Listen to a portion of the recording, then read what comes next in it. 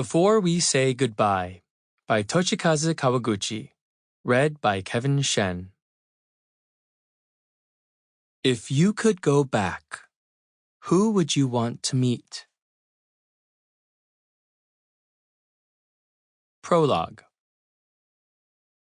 There is a curious urban legend about a particular seat in a certain town's coffee shop.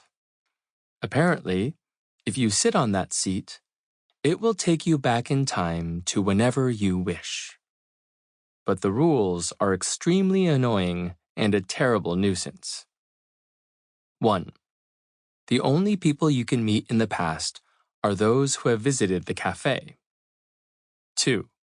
There is nothing you can do while there that will change the present. 3. A customer sits on the chair that takes you there. That means you must wait until it is vacated. 4. Once you arrive at your destination, you may not get up from your seat. 5. Your journey begins with the pouring of the coffee, and it must end before the coffee gets cold. Oh, and the annoying rules don't end there either. Yet there are still those who hear the rumor of this cafe and decide to pay a visit. The name of this cafe is Funiculi Funicula. This book tells the story of 4 heartwarming miracles that took place in this rather odd cafe. This book is set 1 year after the events of Before the Coffee Gets Cold. 1. The Husband.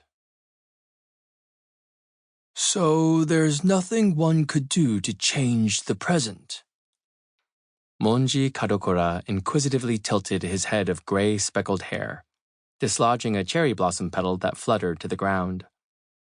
Under the dim sepia light of the shaded lamps, the cafe's only illumination, he was squinting so closely at the jottings in his notebook that his face was almost pressed against the page. What does that mean specifically? Well, maybe I could explain it like this. Replying to Kadokura's question, with long, narrow eyes, was Nagare Tokita, a huge man more than 2 meters tall. He was the owner of the cafe and always wore a white cook's uniform. Take this cash register, for example. You'd be hard-pressed to find one in Japan that is older. I've been told it's very rare. By the way, even empty, it weighs 40 kilograms to stop people stealing it. Anyway, let's say that one day, this cash register was stolen. Nagare slapped his hand on the cash register on the counter. If that happened, then naturally you would want to return to the past and hide it away somewhere, or get someone to stand guard to stop anyone from entering the cafe to steal it, right? Sure, that makes sense. Kadokura nodded in agreement. But you see, that can't happen. No matter how hard you tried to prevent the cash register from getting stolen, the thief would still make their way into the cafe and steal the cash register, even if it was well hidden.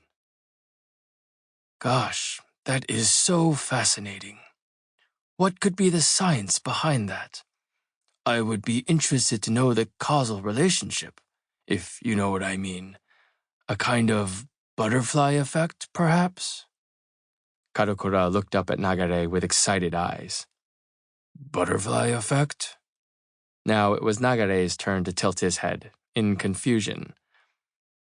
It's a theory that the meteorologist Edward Lorenz proposed at a lecture given at the American Association for the Advancement of Science in 1972. There is a Japanese saying along the same lines. If the wind blows, the barrel makers prosper. Oh, okay.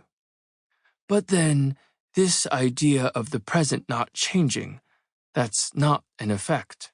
More like a correction, don't you think? If so, that would rule out the butterfly effect. This is getting more and more fascinating, he mumbled enthusiastically as he wrote something down in his notebook. Well, truth be told, Sample complete. Ready to continue?